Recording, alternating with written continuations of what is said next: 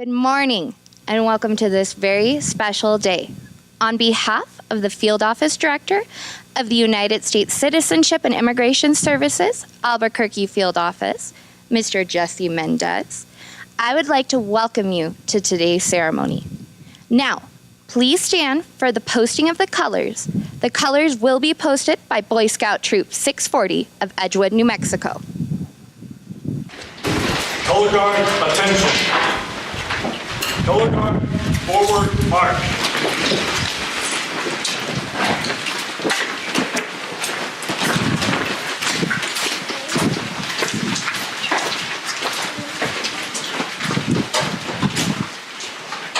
Color guard, cross.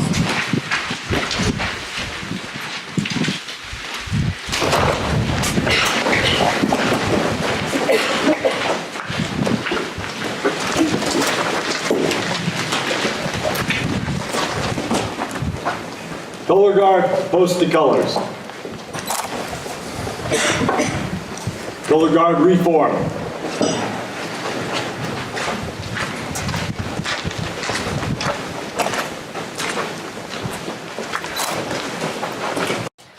Audience at ease, color guard at ease.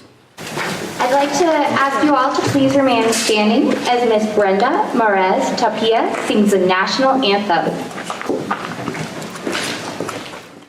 Oh, say, can you see by the dawn's early light what so proudly we hailed at the twilight's last gleaming, whose broad stripes and bright stars through the perilous fight o'er the ramparts we watched were so gallantly streaming, and the rockets' red glare, the bombs bursting in air,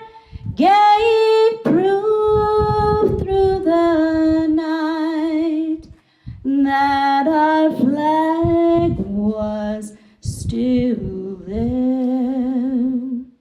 Oh, say does that star-spangled banner yet wave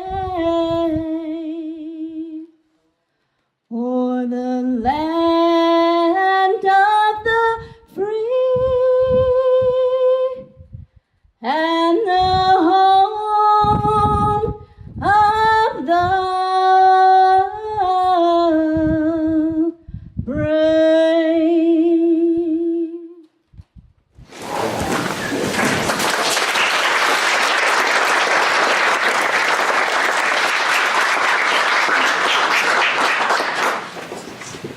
You may all have a seat. Thank you very much, Miss Marez Tapia. That was absolutely beautiful. Can we give her one more round of applause?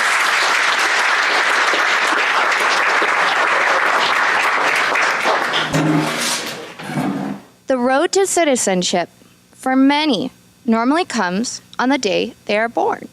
For others, it takes a little while to achieve. All immigrants must first apply and be granted the status of lawful permanent resident.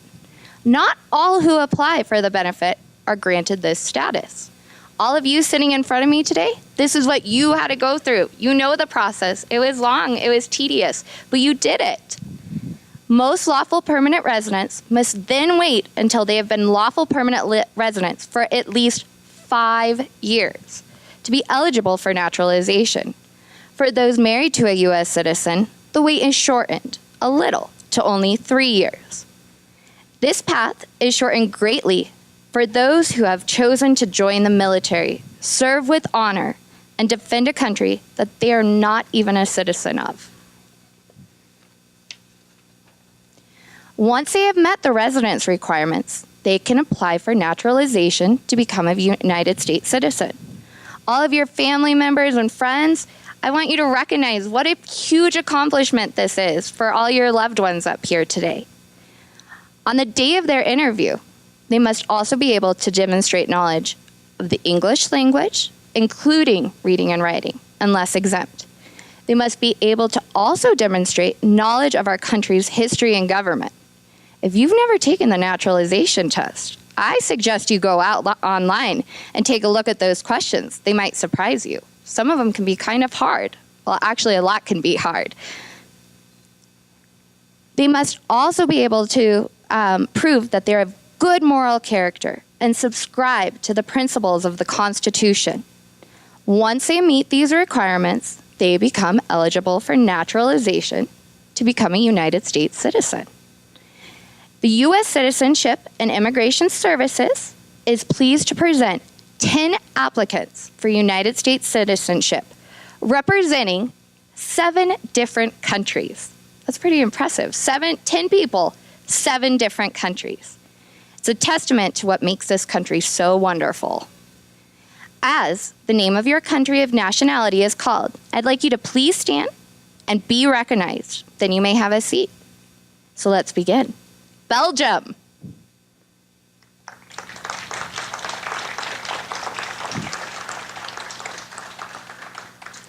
China.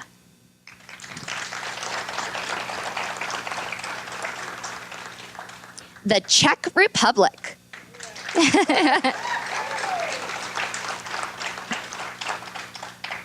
Mexico.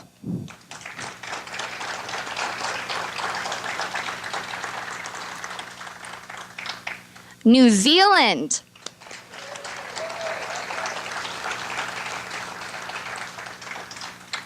Nicaragua.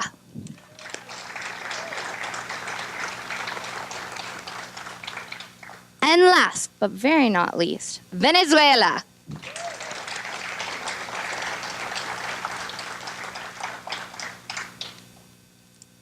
Mr. Mendez, each applicant has been examined by a designated adjudication officer and has exhibited sufficient knowledge of the English language, unless exempt.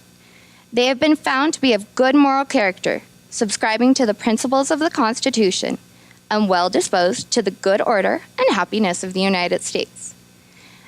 The U.S. Citizenship and Immigration Service is pleased to announce that upon taking the oath of allegiance, these applicants will become the newest citizens of the United States of America. At this time, I would like to introduce my boss, the Field Office Director of the Albuquerque Field Office, Mr. Jesse Mendez. Mr. Mendez, the stage is yours.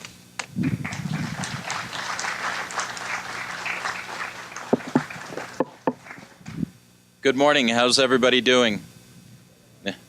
It's a special day. You can do better than that. How's everybody doing today? There we go. So today is a very special day. I don't know if any of you have attended a naturalization ceremony in the past, but this is a very special moment for the folks that are here in the front row that will be taking the oath of allegiance and becoming United States citizens today. We do this throughout the year, several different venues, several different locations, sizes, and things of that nature. But I will say that we've found a tremendous partner with the National Park Service. We've done several ceremonies and have continued to do so year after year with the National Park Service. Mr. Betts, your staff does an amazing job. This is by far my favorite of all the ceremonies that we do. So thank you and your staff for helping us out with this. We really do appreciate it.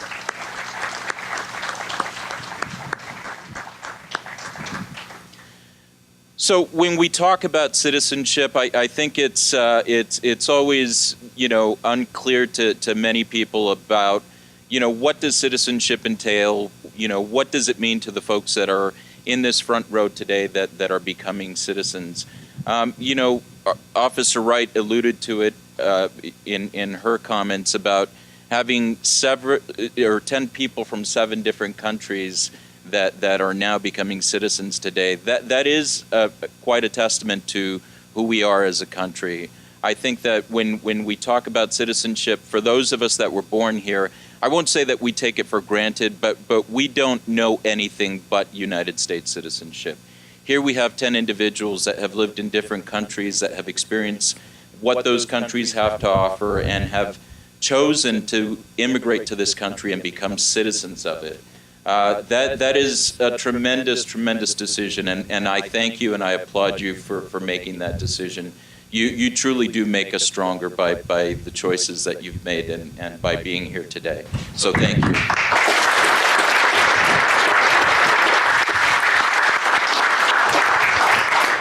I'm sure for some of you, a long, tedious journey to get to this point. Not only did you immigrate, but you waited the time, you studied, you prepared for naturalization, and now you're here today. This is the end result of everything that you've done. For many of you, I'm sure that journey included sacrifices, included some hardships. So, I hope you appreciate this day and remember this day, because it is a special day. For those of us that were born here, we became citizens on our date of birth. We don't celebrate the day we became citizens. We celebrate our birthday. But now you have something special that we don't get, and that's you get to celebrate the day that you became United States citizens. So for family members, every year on this date, celebrate their citizenship and make sure that it's something special, and it includes the party, the gifts, and everything. So don't forget about that. But on a serious note, when we talk about what's going on here today, I think I'd be remiss in not mentioning that this isn't something that happened spontaneously. We are here today because generations of Americans before you have made sacrifices, have put in the hard work, had dedicated their lives to making this country what it is today. That tradition needs to continue. They've ensured that this country is what it is, and that you get to sit here today and become citizens of the United States. Once you take that oath of allegiance, you join in that citizenship, and you join in that responsibility to ensure that prosperity, that these freedoms that we enjoy continue for future generations.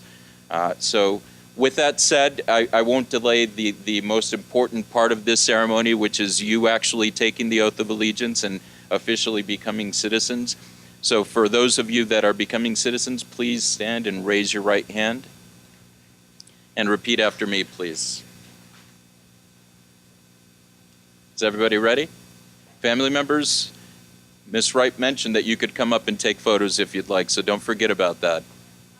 I'll give you all a minute to set up.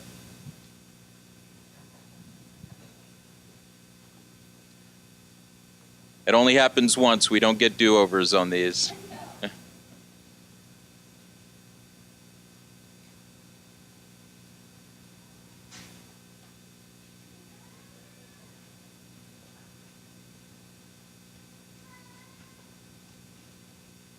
Okay, it looks like we're ready. So go ahead and repeat after me. I hereby declare on oath that I absolutely and entirely renounce and abjure all allegiance and fidelity to any foreign prince, potentate, state, or sovereignty, of whom or which I have heretofore been a subject or citizen, that I will support and defend the Constitution and laws of the United States of America against all enemies, foreign and domestic, that I will bear true faith and allegiance to the same, that I will bear arms on behalf of the United States when required by the law, that I will perform non-combatant service in the armed forces of the United States when required by the law, that I will perform work of national importance under civilian direction when required by the law, and that I take this obligation freely without any mental reservation or purpose of evasion. So help me God. Congratulations to our newest citizens.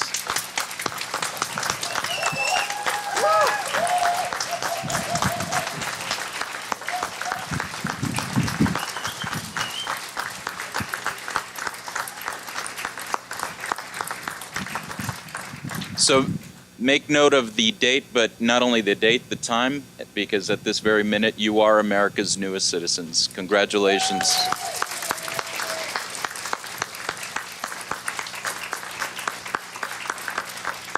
Okay, please take a seat. So before I turn this over, I just have a few more things to say. So to our new citizens, I know you studied this during your preparation for naturalization, but what are the first three words to the Constitution? We the people, that's right. Today that means you more than it ever has before. You are the people of the United States. And this is not only your country now, this is the country of your children and future generations. Don't take that lightly. Take that as a responsibility to continue moving this country in a positive direction. Help in your communities. Don't forget about the electoral process. Hold people accountable that need to be held accountable. But this is your country. What this country becomes, what future generations enjoy, depends on what you do in your lives. So don't forget that. The last thing I'd like to say is, I mentioned a journey and this being the culmination of that journey. But I challenge you to make this the beginning of a new journey, a journey to enjoy your citizenship, but also make the best of it. Make the best of your citizenship, in influence your family, your friends, your community, to really embrace what this country is about and what it has to offer. Again, congratulations to you all. It's a tremendous day. I'm really happy. This is the best part of our job. And it's really a tremendous honor to be a part of this special day for you all. So thank you very much.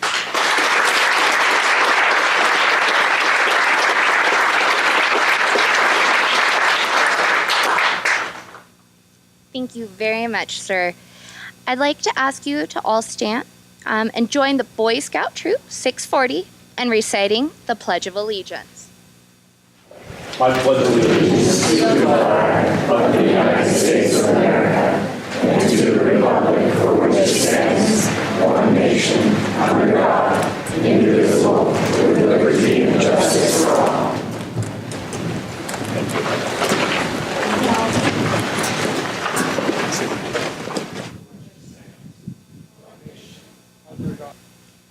Thank you all very much. Everyone may have a seat.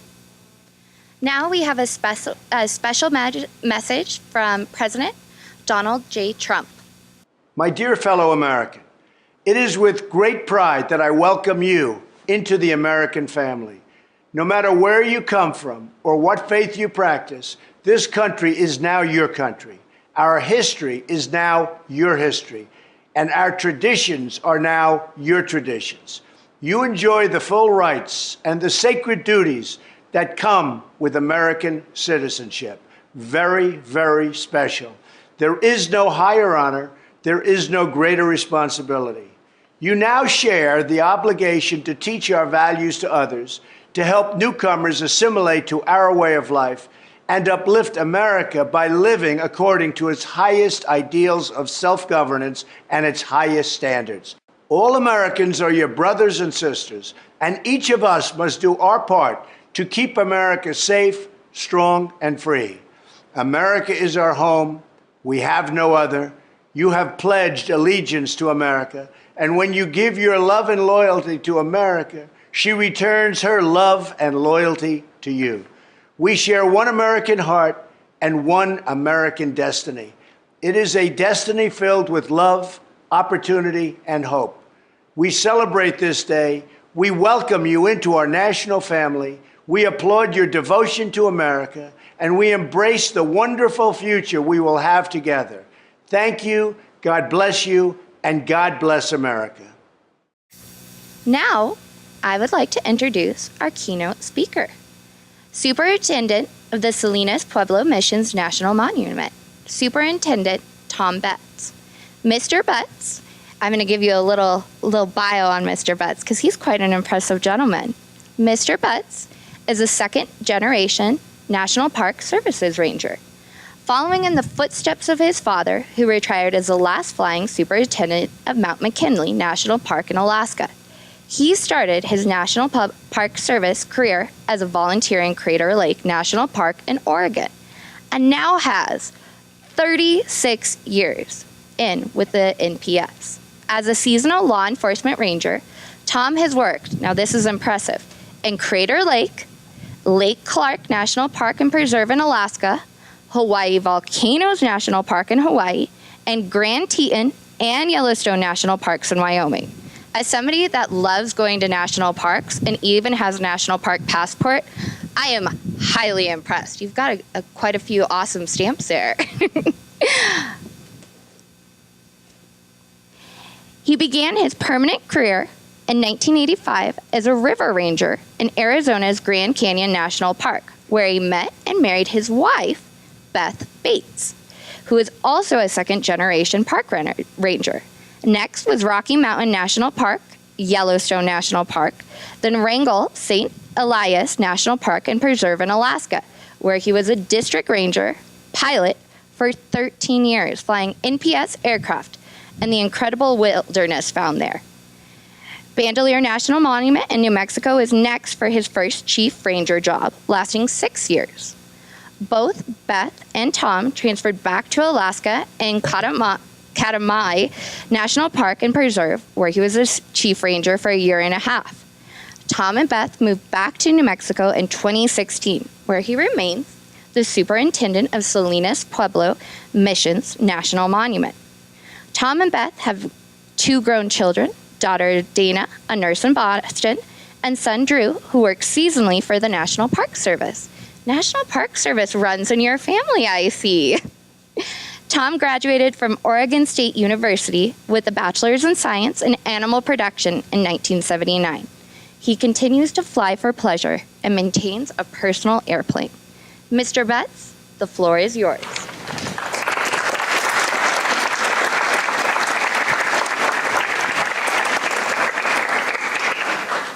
Thank you very much, and welcome to Salinas Pueblo Missions National Monument. It's a real honor for us to hold this here. So my fellow Americans, that sounds pretty good, doesn't it? On behalf of the National Park Service Regional Director Sue Masca and all the employees of Salinas Pueblo Missions National Monument, it's my privilege, it's indeed my honor to welcome you here today. As Jesse said, this is a celebration about you and your journey to become an American citizen. It took dedication, a strong belief in yourself, and a strong desire to become a citizen. Congratulations on your great achievement. You've done very well to get here. The United States is the land of opportunity. Our Declaration of Independence, signed 242 years ago, stated that all men are created equal, that they are endowed by their Creator with certain and unalienable rights, that among these are life, liberty, and the pursuit of happiness. Notice it says pursuit of happiness. It's not a guarantee of happiness. You have to pursue it, find it, and make it that way. So with that opportunity, let me issue you a challenge in the form of this question. How will you utilize those unalienable rights as a citizen of the United States? What will you do as a citizen? Lyndon Baines Johnson, our 36th president, during a time of prejudice and racial unrest in the United States, said this. He said, because all Americans just must have the right to vote, and we're going to give them that right, all Americans must have the privileges of citizenship, regardless of race. And they're going to have those privileges of citizenship, regardless of race. Racial, ethnic, and religious prejudice, unfortunately, still occurs in the United States. While not as pervasive as it was when LBJ was president, we do continue to see it. Will you choose to keep those prejudices and hatreds alive? Or will you work toward a positive, peaceful change, sharing the dream of Dr. Martin Luther King Jr. when he said, I look to a day when people will not be judged by the color of their skin, but by the content of their character. How will you choose to act as a citizen of the United States? With this ceremony, you've earned the right to vote and all the rights that come with citizenship. Our country, your new country, has a strong system of government in place for over 200 years, a system of the people, for the people, and by the people. That means that as a citizen, you are now a part of this government. You are the people that it talks about. Your right to vote is a huge responsibility, and it must not be squandered. I urge you to become well educated about the issues and the people who you will help to elect to manage your government. John Fitzgerald Kennedy, our 35th president, warned us that the ignorance of one voter in a democracy impairs the security of all. Take this responsibility serious, and then hold the people you elect accountable. Will you educate yourself and cast a meaningful vote, or will you become a party follower and simply check a box?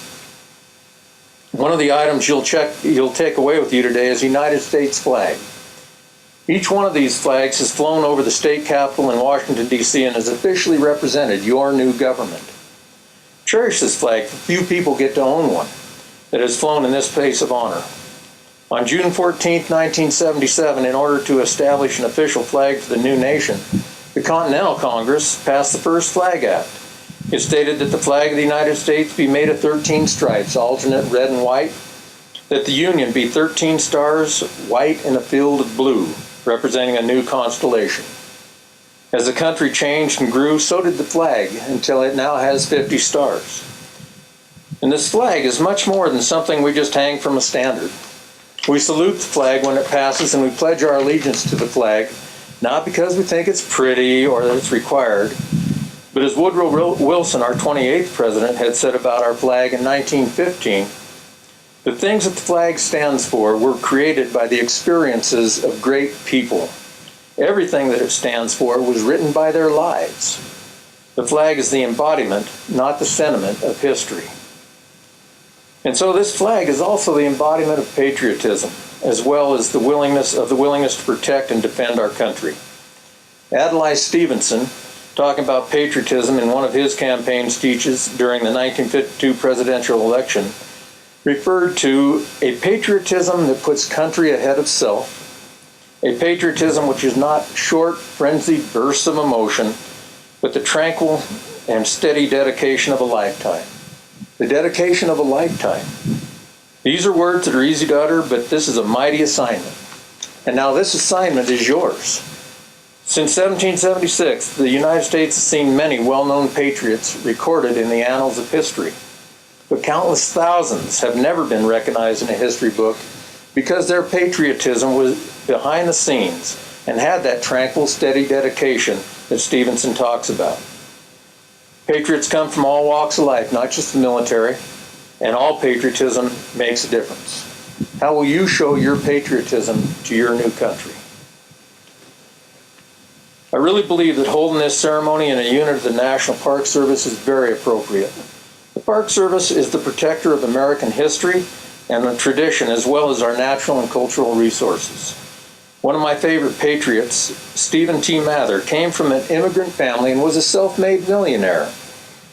He toiled tirelessly to create and manage the National Park Service. Although the Park Service was not established until 1916, he began his involvement with the Park Service in 1913 when he wrote a letter to his good friend Franklin K. Lane, who was then the Secretary of Interior. He wrote a letter complaining of the conditions he found in the national parks that he had visited. Lane responded very succinctly. He said, "Dear Steve, you don't like the way the parks are being run? Why don't you come down to Washington and run them yourself?" Mather accepted the challenge. He began to work to improve the national parks in 1915 and was appointed to the position of Assistant Secretary of the Interior and the Director of the National Park Service in 1917. By the way, Mather never had the desire to work in government. Lane knew he was the right man for the job, and Mather rose to the challenge for the good of his country. What will you do when called upon for the good of your country? There are now around 417 units, hard to keep track. We get new ones every day. I think I got 417, 418, I don't know. What is it? It's a bunch. Each park or monument represents some chapter of American history in some special way. Salinas Pueblo Missions National Monument celebrates and protects the evidence, history, and remnants of the Pueblo peoples who resided here through the 17th century, and remembers the history of the Spanish as they set up these beautiful Franciscan missions and worked with the Puebloan peoples. You're now beginning a new chapter in your own history and tradition. You become citizens here in this beautiful 17th century Cuautla Mission Church amidst the remains of the Pueblos which have been here for over 1,200 years. And now you are part of our history. It is my hope that having taken your oath in this wonderful place, that you will continue to make Salinas Pueblo Missions National Monument and all national parks and monuments a part of your life. After all, they are now your national parks. They belong to all the people, the citizens of the United States. So again, I congratulate you on the final recognition of your achievement here, and I wish you the very best in the newest chapter of your lives as American citizens. Thank you.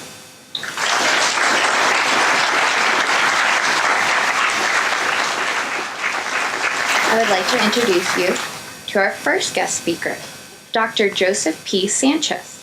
Dr. Sanchez retired from the National Park Service in 2014.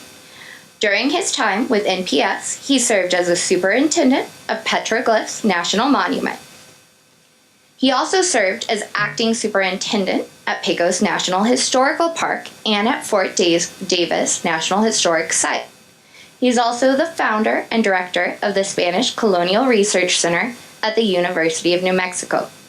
Dr. Sanchez is also the founder and editor of the Colonial Latin American Historical Review, which ran from 1991 to 2016. Before his career with the National Park Service, Dr. Sanchez was a professor of colonial Mexican history at the University of Arizona, Tucson. He was also director of the Mexican American Studies and Research Center.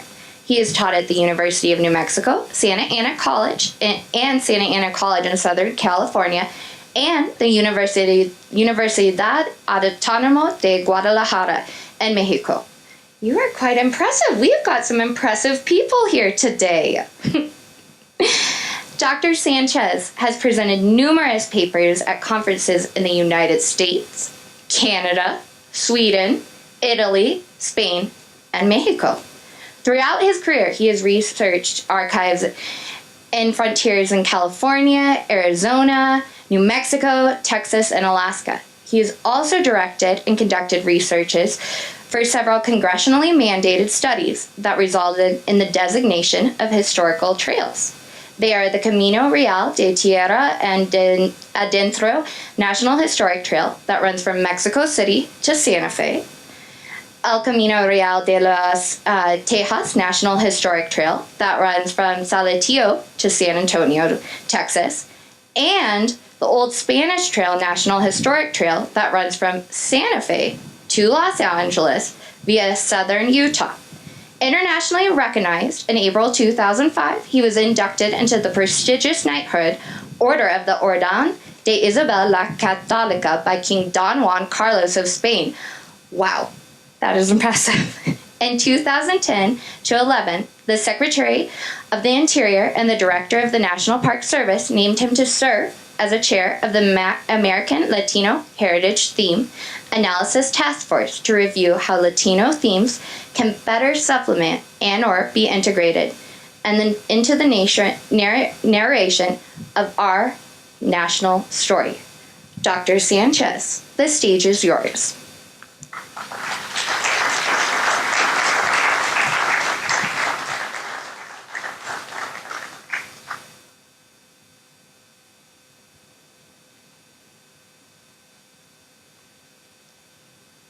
In the traditional greeting of New Mexico, muy buenos días desde Dios. May God grant you a good day. Bienvenidos a todos. All of you, welcome. In my mind's eye, I see a little black truck coming down the highway from the east around 1950, 1951.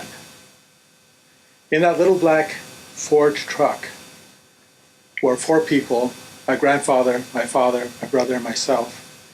We were coming from our ranches at Puerto de Luna, which is about 60, 65 miles from here, and from Mesa de Leon, near Vaughan, where my grandfather had his ranch. And we came here to shovel salt at the salt beds that are just east of here. And the salt beds were traditional trading areas for at least 1,000 or 2,000 years. Little did any of us know that I would be here today to welcome all of you here into the arms of the United States. Welcome. Bienvenidos.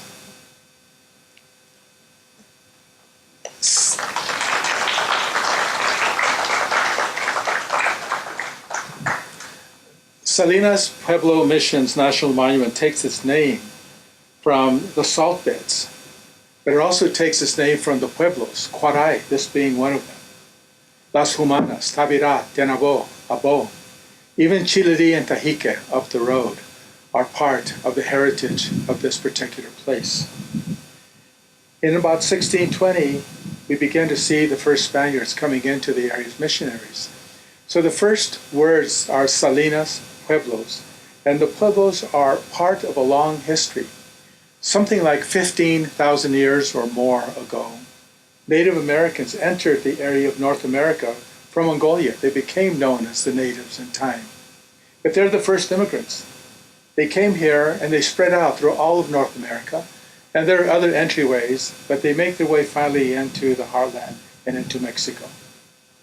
And in the 1620s, as the Spanish missionaries came up, they began to establish the second part of the name of this place, Salinas Pueblos Missions National Monument.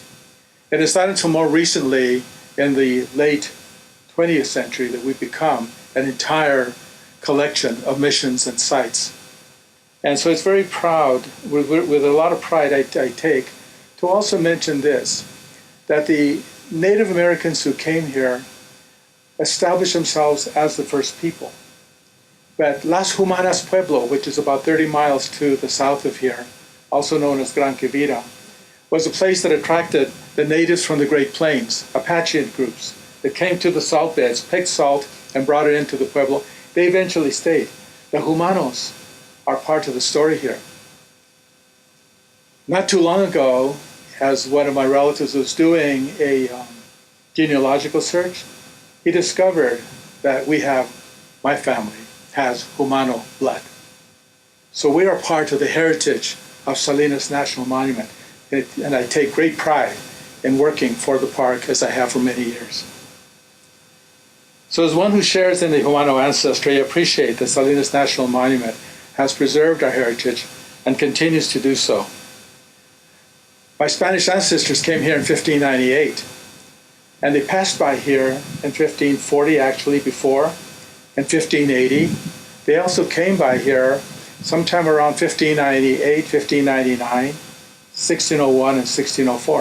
In 1604, Juan de Oñate, the governor of New Mexico, took a trip from up north and came down the Rio Grande and came by here and then turned to the west. He was on his way to explore the Colorado River. But as he stopped by here, he visited with the Pueblos, went on to a place called El Moro. El Moro was a bluff in the middle of nowhere, out there to the west. One day you'll go there. The National Park Service runs it as inscription rock.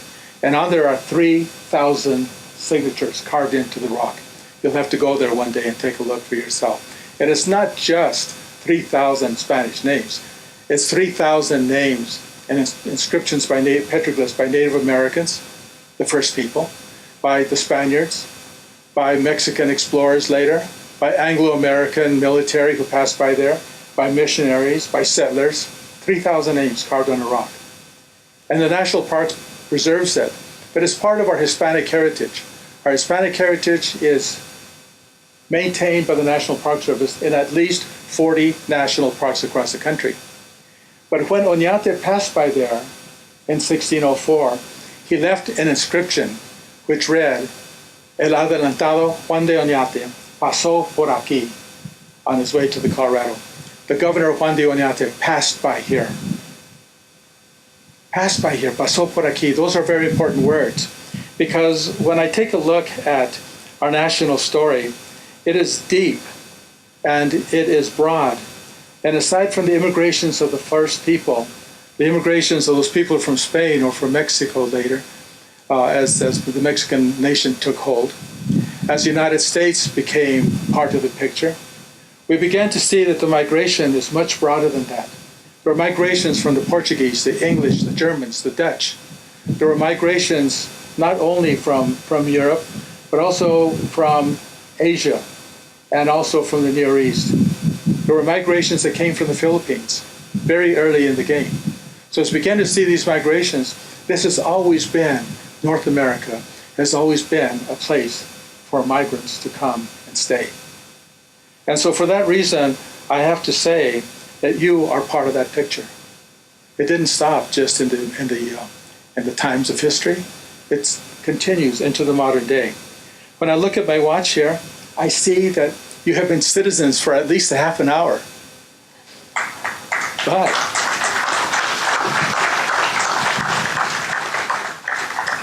But who's watching the clock, right? Because I know one thing, that in your hearts and in your minds, you were citizens long before that. And you will be citizens long before now. So we congratulate you and we appreciate that you are here with us. When you took those first steps to become citizens, you embarked on a journey to share in our national story and to become a part of it. When you entered the confines of these ruins, right here, when you came into these ruins, you too passed by here. Pasaron por aquí. Just as Oñate had written those words, we all passed by here on this journey and on your way to celebrate your citizenship in this great country today. Our national story proclaims that immigrants have made America great. You have been entrusted by those who came before you. You are entrusted by our ancestors, by your ancestors, by the ancestors of those other immigrants, to contribute and to preserve and protect the national heritage, for it is truly a country of immigrants, from the first people to you today. When you leave the confines of this ruins, you may know that you too have passed by here, that you too have passed by these ruins, that you too have passed on this journey towards your new life. And you are entrusted to share and to contribute to your new country. So may the true God of the universe bless you as you pass by here to blend into the national heritage of the United States. Bienvenidos. Welcome. Thank you very much.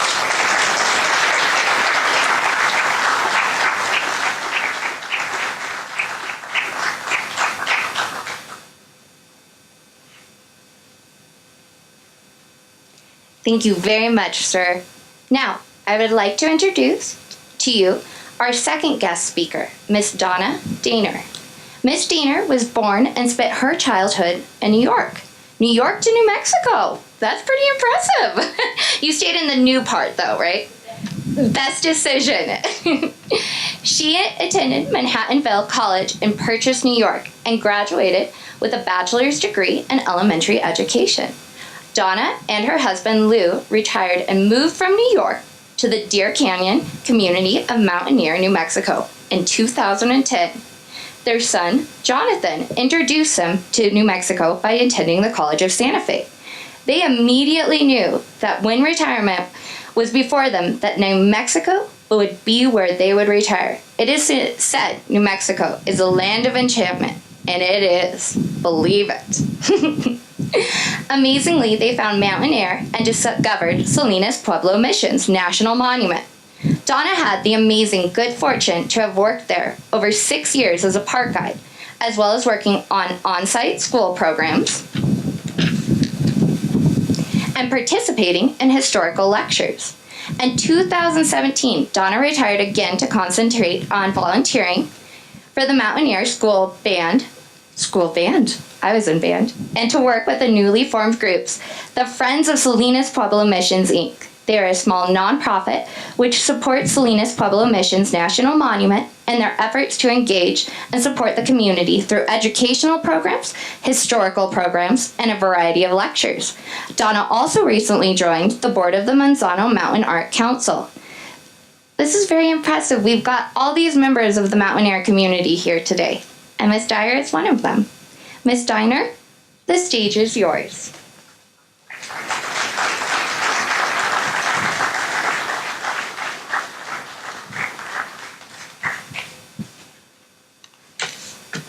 Wow, I can't believe this.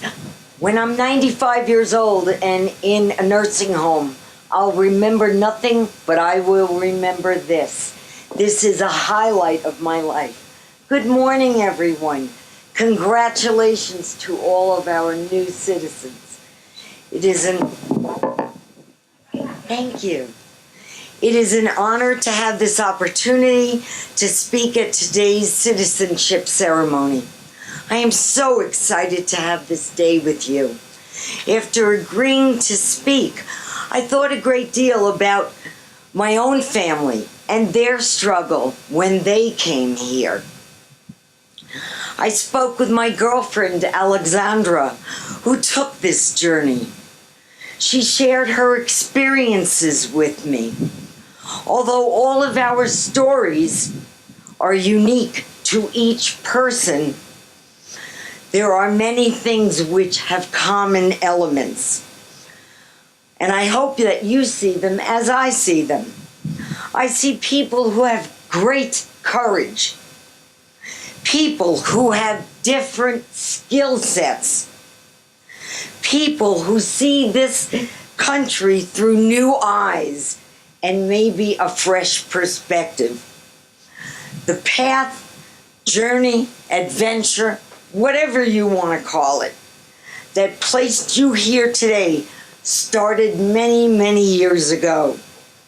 From what I have learned from those who have traveled this road, it was exciting, challenging, frightening.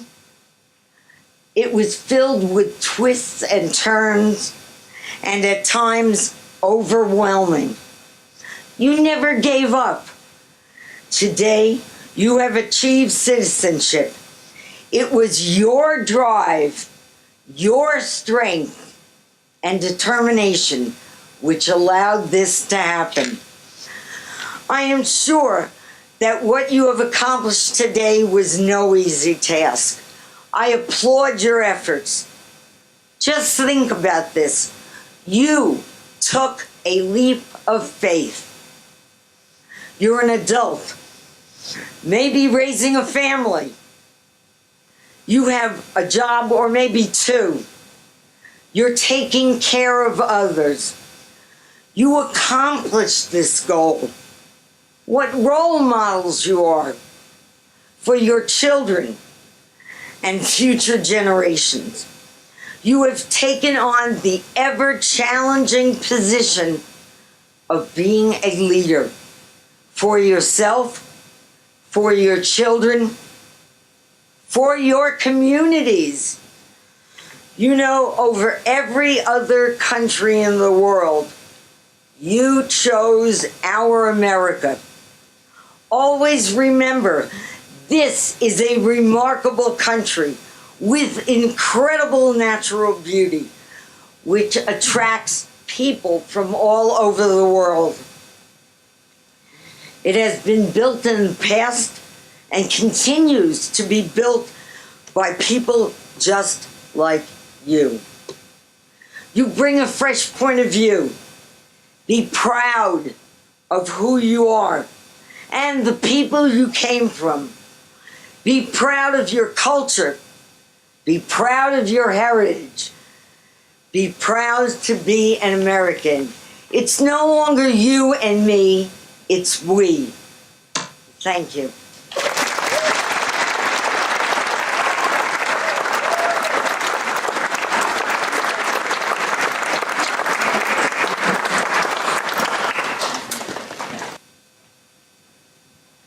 Thank you very much for that. That was lovely. All right, so now we have another special song from Mr. Lee Greenwood.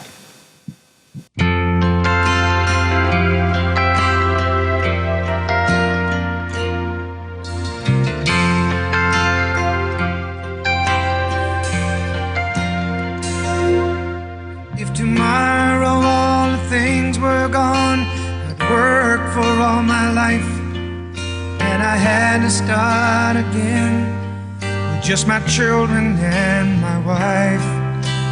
I thank my lucky stars to be living here today, 'cause the flag still stands for freedom, and they can't take that away. And I'm proud to be an American, where at least I know I'm free. And I won't forget the men who died, who gave that right to me. And I gladly stand up next to you and defend her still today, 'cause there ain't no doubt I love this land. God bless the USA.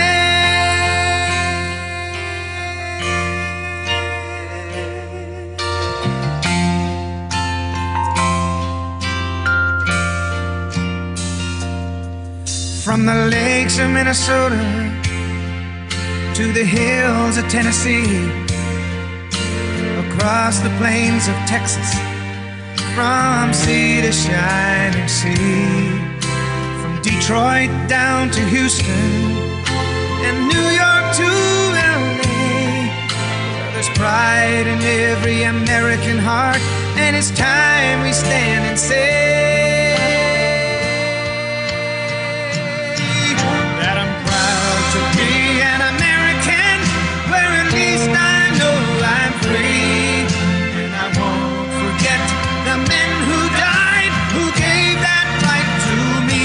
And I gladly stand up next to you and defend her still today, 'cause there ain't no doubt I love this land. God bless the USA.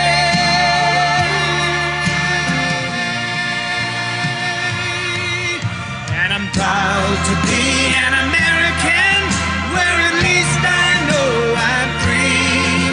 And I won't forget the men who died, who gave that right to me.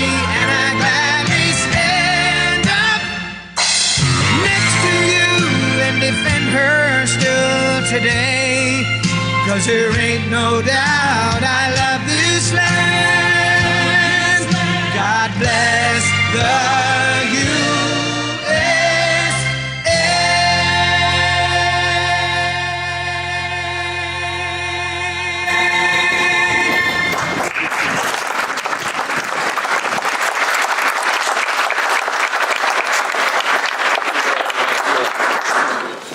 And now is finally the time. It's the time that you've all been waiting for. You're going to get your certificate. So, family, if you'd like to come up, of course you're welcome. Guest speakers, could you please come up so we can present the certificate? Now, as I call your name, I ask that you come up. Family members are welcome to take as many pictures. I'll pause so you can take your picture, okay? Jia Wu.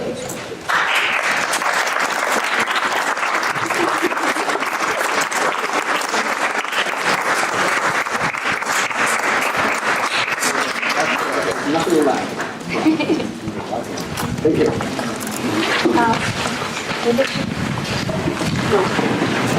We take picture class. Yeah, get on up here. It's a family affair. Thank you.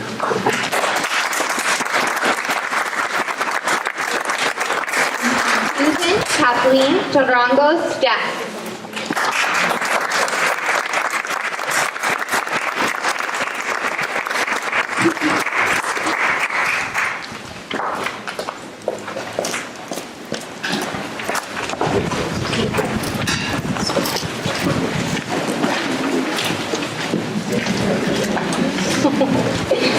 Michael Pavlik.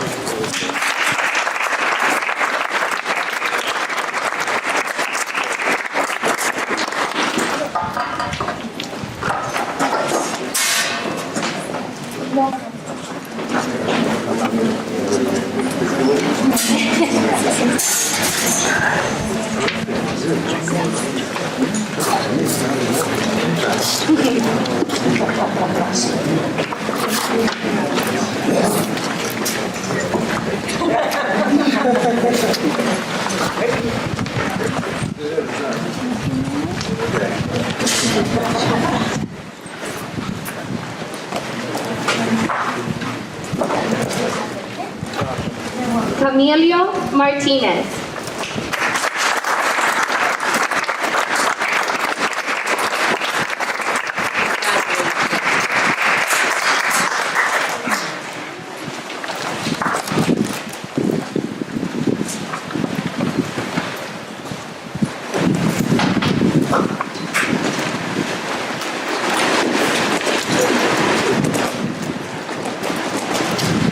Idali del Toro.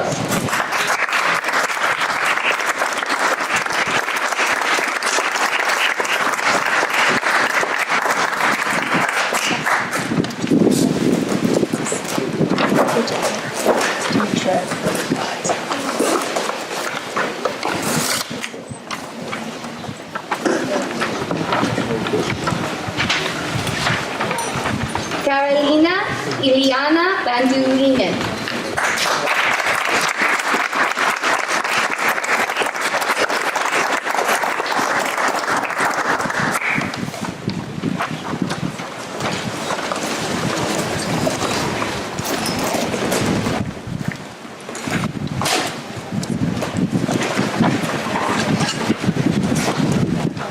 Renee Jean Marie Wagner.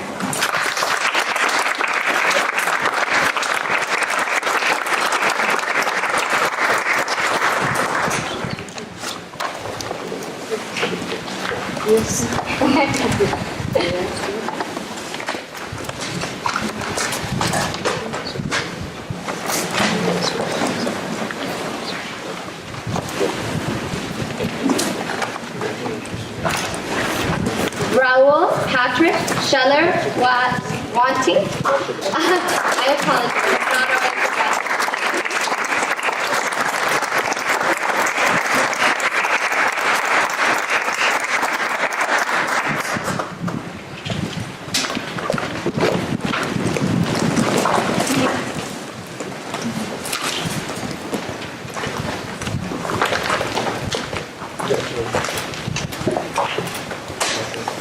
Lahia Damaris Armstrong.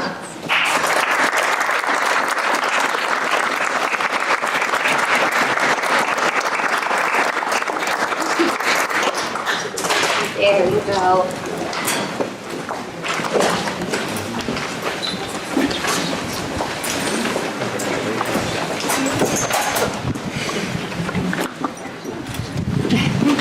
Wait a minute, one more. There we go.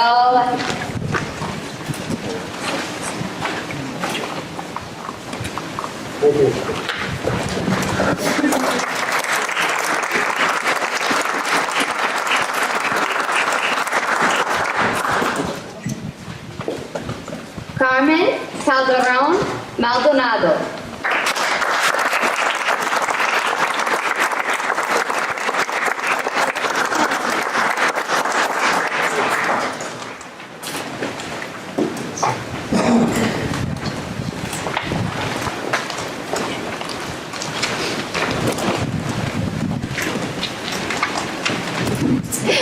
Two cameras at once.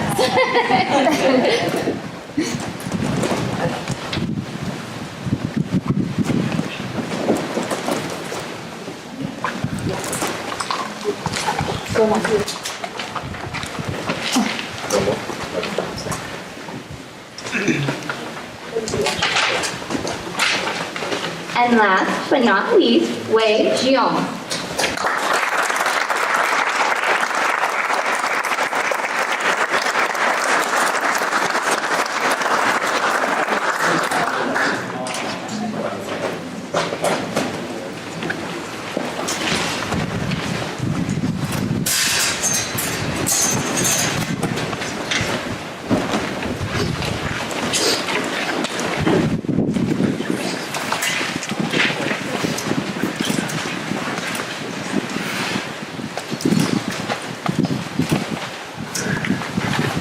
All right, everybody. We need to give them a round of applause. Congratulations!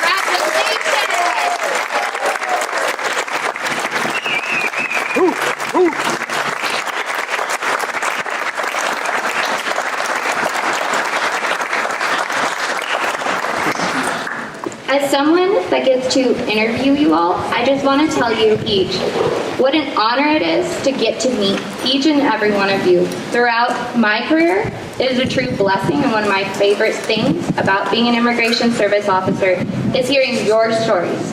And I hope you know that all of us as immigration services officers, that's what we appreciate, hearing your stories. And it's a true honor to be able to see so many new citizens become a part of our American story. It's the best part of my job. So thank you.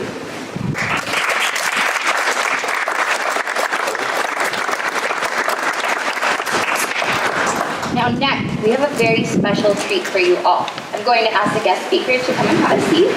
We have the Southern Slam Family Dance Group from the Zuni Pueblo. They will be performing for you all. Without further ado, I am happy to introduce the Southern Slam Family Dance Group. Oh yeah, feel free. So before we bring them in, we've got to clear this out a little bit. It'll be a couple minutes for that. While we're getting this cleaned up and give them room to dance, I just want to say there's a couple things that are going to be going on after this as well. Number one, we want to get a group picture with everyone. So once the dance is over, we'll go get that group picture. Also, we do have the Florence County Clerk here, and she'll be set up, and Linda will be set up on the back table back there to register you as new voters.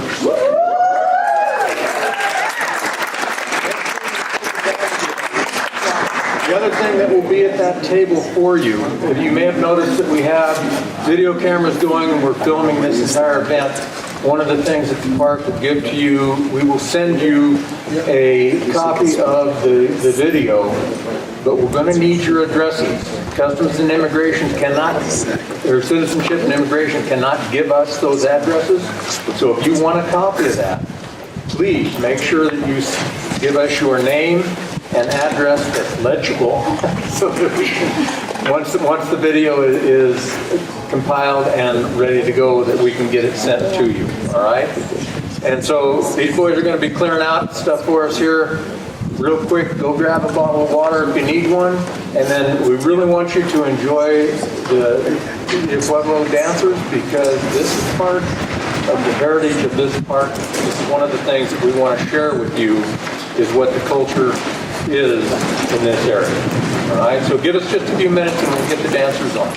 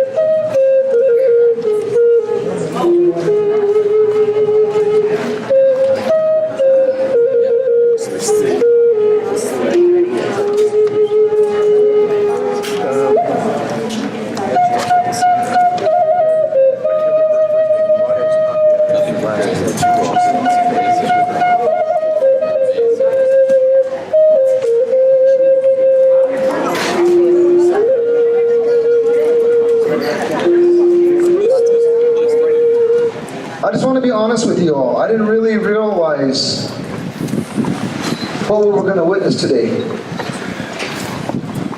To see 10 beautiful people brought in to the citizenship of America.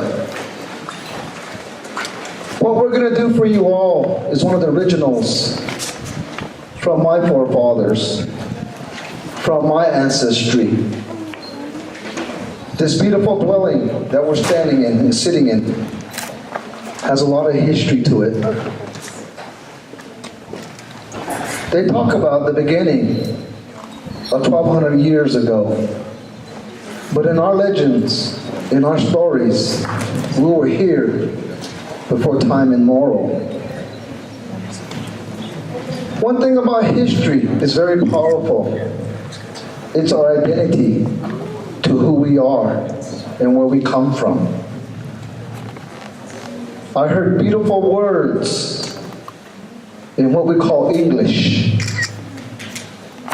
To these new citizens that come to us in America, to the land as indigenous people we call the Great Turtle Island. From North America to South America is all indigenous. Earlier we paid tribute to this beautiful flag of glory. A part of my entertainment, I paid tribute to the flag of glory with a traditional Native American song. But I'm not going to sing the flag song because we already did it in the best way that we knew. But at this time, I'm asking among my congregation, do we have any veterans among us? And if there are, could you please stand? Could you please stand? Thank you. Thank you to these proud veterans that stand before us. As Native American and indigenous people, we've always prayed for our warrior people. We continue today to pray for our warrior people. Here in America, they're known as veterans from different nationalities, from different walks of life. But most of all, we gotta think of the fallen warriors that paid the ultimate price with their lives. Right now, I want to share a veteran song to honor our warriors that are standing before us, but most of all those that are in the heavens that paid the ultimate price with their lives. I'm a second generation of performers. My late father always said this: before you do a performance, include all the people as if they're our family. Our veterans are very powerful and important people. As a young boy, I never knew who veterans were. We had a ceremony as we laid a couple of my uncles to rest. As the congregation got smaller, I noticed there were some people that weren't Native American, a part of our family. I asked my father to teach me, to tell me who these veterans were and are. As he sat me down, he called all of my siblings, and he said this to us: children, when you join the military, when you go to battle and travel across the seas, you leave your loved ones behind. Our comrades become our brothers and sisters. We fight. Some don't return home.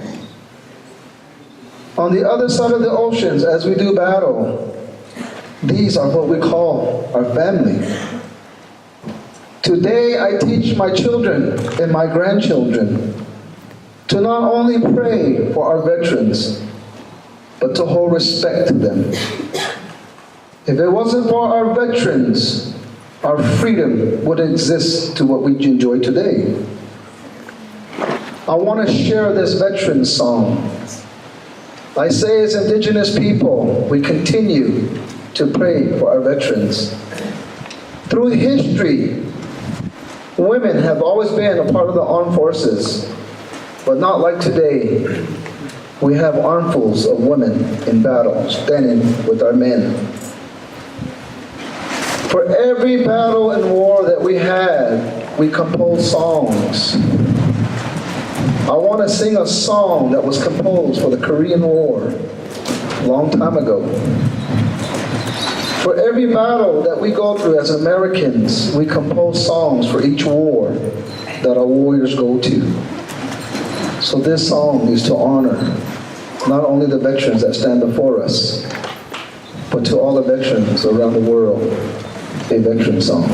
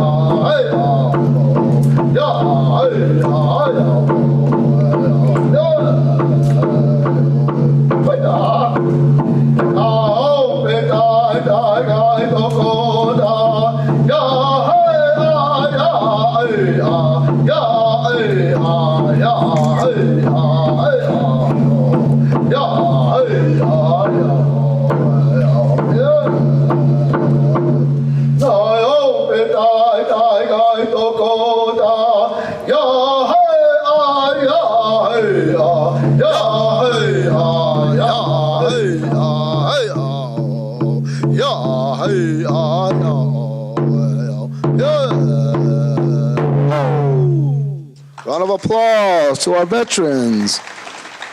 And I say this in a good heart, may the Lord continue to bless them each and every day. Our next song I'd like to share with you all is a very important song. This song is what we call the memorial song. Every one of us right here has an identity. It's called a family tree. As we welcome these women and men to our country, as a young lady spoke in her talk, never forget where you come from. My late father always said that to us growing up as children, you need to know where you're from to know where you're going in life. Powerful words to each and every one of you. When I sing this song for those that left us, our ancestors, I want to say a special thank you to our Creator, to the people we call our elders, our great-grandparents, our grandparents. These special people hold history. They carry a part of our identity. It's what we call our family tree. My late father always taught us as children, he prayed to the Lord that one day we marry, we'd have children and grandchildren. He've always told this to us. When you get married, never be greedy with your spouse's family tree. This is what makes history. This is what carries us. This is what teaches us our identity of not only who we are, but most important, where we come from. As I sing this song, I want you all to give thanks to those that left before us. As indigenous people, we try our best not to live in the past, but to embrace what our future holds before us. If you ever study, and when you do study American history, you begin with the Native American people. And sometimes it's heart-wrenching to know history, but that's part of who we are as Americans. It's important that you know the history of the Americas. So at this time, I pay tribute and honor to our ancestry, to our ancestors. But most of all, I say thank you to the Lord for our grandparents, for our elders that sit before me. I say thank you, Creator, for allowing them to be here to witness, to enjoy not only our songs, not only our dance, but as indigenous people, this is how we pray for one another. Daddy always said this to us growing up. You don't need to be in the Lord's house to be connected to Creator. Everything around us is church. The trees, the beautiful flowers, the ground you walk on. So I pay tribute in this beautiful memorial song to our ancestry.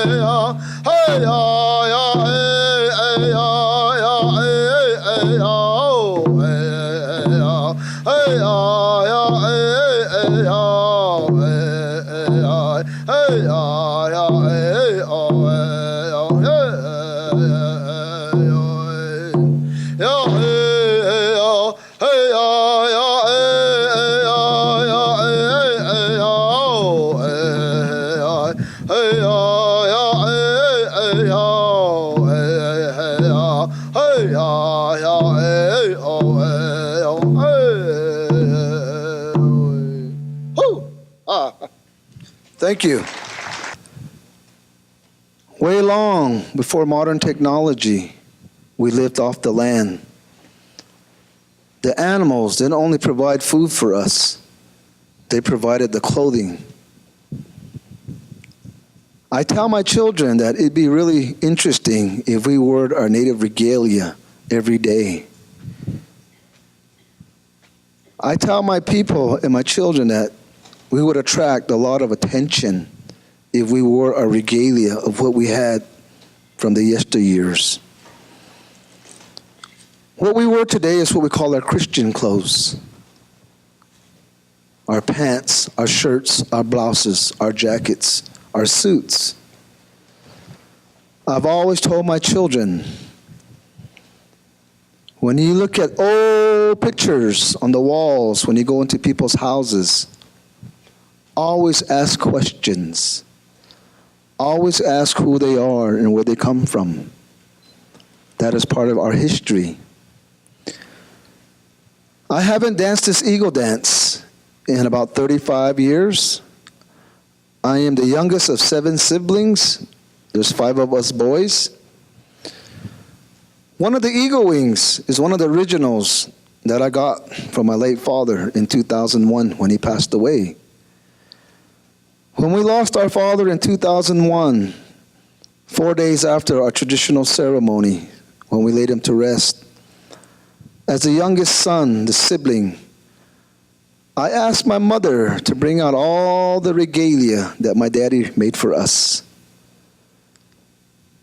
We all took something, and we all share that today. It's called keeping the tradition, keeping our culture, our prayers together. When I do this dance, and when we do this dance, I want you all to pray for those that are sick, that are hurting. Even maybe one of you in the audience don't feel good. If you ever notice an eagle fly, he'll disappear before your eyes. Today, we still believe the eagle carries our prayers to the heavens. This powerful bird is so powerful that it's even on our flags, on our currency. This is the power of the spirit of this bird that we believe in. It's even made its way into the Western world, the power of the eagle. So at this time, I dedicate this prayer dance to those that are ill, that are sick, but most of all for those that are in mourning, that may have lost a loved one. Being in mourning is an ill feeling. Being in mourning is a process for some of us that don't know how to take. In our Pueblo world, we're only given 4 days to mourn, believe it or not. On the 5th day, the medicine people will come, bestow the spirit back into our hearts. And they tell us to continue life the way life was meant to be, happy and healthy. So I say to you, for some of you that might be in mourning, it's time to let the individual go to the heavens. Grandpa always say, the more you mourn, the more you hold the loved one down. The more you mourn, the loved one doesn't make his journey to the heavens. So I dedicate this eagle dance, this prayer dance, to those that are ill, that are in mourning. We are all Christian people. If we all say prayer to my eagles, as they perform this beautiful dance, in spirit, they're going to carry our prayers to the heavens. Take videos, take as much pictures as you like. My late father always said, pictures tell 1,000 words. So for some of these blessings that you're going to receive, I say take home to your loved ones. Take home to the ones that need the blessing of healing. I call this dance the Simon Toya version of the eagle dance. Hey,